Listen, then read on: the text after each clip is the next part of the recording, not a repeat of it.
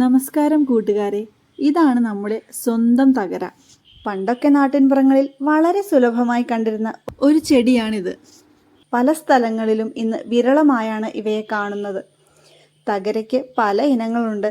അവയിൽ പ്രധാനമായും ആറ്റുതകരയും സാധാ തകരയും അല്ലെങ്കിൽ വട്ടത്തകരയുമാണ്.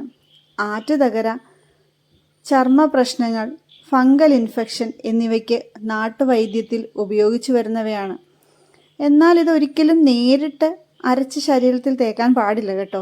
തൈരോ മറ്റ് അനുയോജ്യമായ ചേരുവകളോ ചേർത്ത് മാത്രമേ ഇത് ഉപയോഗിക്കാവൂ. അല്ലാത്ത പക്ഷം ചർമ്മത്തിൽ നീറ്റലോ പൊള്ളലോ അനുഭവപ്പെടാൻ സാധ്യതയുണ്ട്. ഇന്ന് തോരൻ തയ്യാറാക്കാൻ ഉപയോഗിക്കുന്നത് സാധാ തകര അല്ലെങ്കിൽ വട്ടത്തകരയാണ്. ലഭ്യമായ പോഷക വിവരങ്ങൾ പ്രകാരം വൈറ്റമിൻ എ, കാൽഷ്യം, ഇരുമ്പ്, ഫൈബർ, ആൻറ്റി ഓക്സിഡൻറ്റുകൾ, ഫോസ്ഫറസ്, പൊട്ടാസ്യം എന്നിവയുൾപ്പെടെ നിരവധി പോഷക ഘടകങ്ങൾ തകരയിൽ അടങ്ങിയിട്ടുണ്ട്. തകരയുടെ ഇളം ഇലയും തണ്ടും ഭക്ഷ്യയോഗ്യമാണ്. തകര ശേഖരിക്കാൻ പോയപ്പോൾ കുറച്ച് തഴുതാമയും കണ്ണിൽപ്പെട്ടു.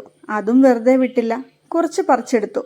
അധികമൊന്നും കിട്ടിയില്ലെങ്കിലും കിട്ടിയത് വെച്ചൊരു തോരൻ തയ്യാറാക്കാമെന്ന് കരുതി. ഒരു ചാലുഴുതില്ല, ഒരു വിത്തും വിതച്ചില്ല, താനേ മുളച്ചൊരു പൊൻതകര. ഈ നാടൻ പാട്ട് നമ്മളിൽ പലർക്കും സുപരിചിതമായിരിക്കും അല്ലേ? ആരാലും മണ്ണൊരുക്കാതെയും വിത്തുകൾ നടാതെയും താനേ മുളച്ചു വരുന്ന തകരയുടെ മിടുക്കല്ലേ ഈ വരികളിൽ പരാമർശിക്കുന്നത്. നിങ്ങൾക്ക് ഈ വരികൾ സുപരിചിതമാണോ? എൻ്റെ ബാല്യത്തിൽ എവിടെയോ, ഏതോ പാഠപുസ്തകത്തിലാണോ എന്തോ ഓർമ്മ കിട്ടുന്നില്ല, എവിടെയോ ഞാനിത് പഠിച്ചിട്ടുണ്ട്. എന്നത്തെയും പോലെ തകരയില പറിക്കാൻ പോയപ്പോഴും മിയക്കുട്ടിയെ കൂടെ കൂട്ടാൻ മറന്നില്ല. കുട്ടയിൽ കിടന്ന തഴുതാമ ഇല കണ്ടപ്പോൾ അവൾ എന്നോട് ചോദിച്ചു, ഇതല്ലേ അമ്മേ തഴുതാമ എന്ന്. അത് കേട്ടപ്പോൾ എനിക്ക് വളരെ സന്തോഷം തോന്നി. ഇങ്ങനെയൊക്കെ തന്നെയല്ലേ നമ്മളും ഓരോരോ അറിവുകളും നേടിയത്. തകരയില ഒരുക്കാനും അരിയാനും അവളും കൂടെ കൂടി. തകരയില അരിയുമ്പോൾ ഉണ്ടാവുന്ന മത്തുമണം അവൾ അത്ര രസിച്ചില്ല. അയ്യേ, ഇതിനെന്തൊരു മണം എന്ന് പറഞ്ഞുകൊണ്ടേയിരുന്നു. തകരയില കണ്ടപ്പോൾ അരിയാനായിട്ട് അമ്മയും എത്തി. തകര അരിയുന്ന വേളയിൽ അമ്മയുടെ വക തകര മാഹാത്മ്യമുണ്ടായിരുന്നു. പണ്ട് കാലത്ത് ഇതൊക്കെ ഒരുപാട് കഴിച്ചിട്ടുണ്ടെന്നും നല്ല രുചിയായിരുന്നു എന്നും ആണ് അമ്മ പറയുന്നത്. ഈ തോരൻ തയ്യാറാക്കുന്നത് നമ്മുടെ പതിവ് രീതിയിൽ തന്നെയാണ്. ജീരകം, ചെറിയ ഉള്ളി, പച്ചമുളക്, കറിവേപ്പില, മഞ്ഞൾപ്പൊടി, ആവശ്യത്തിന് ഉപ്പ് എന്നിവയിലേക്ക് കുറച്ച് തേങ്ങയും ചേർത്ത് നന്നായി ഒന്ന് ഒതുക്കി വെക്കുക.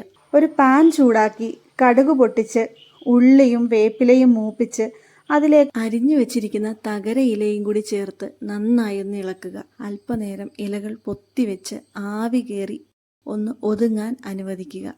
അതിലേക്ക് തേങ്ങയും ചേർത്ത് വീണ്ടും മൂടി വെച്ച് 5-6 മിനിറ്റ് വേവിക്കുക. സ്വാദിഷ്ടമായ തകരത്തോരൻ തയ്യാറായിരിക്കുന്നു. തകരയ്ക്ക് അതിൻ്റേതായ ചെറിയ കയ്പും ഒരു പ്രത്യേക മണവുമുണ്ട്.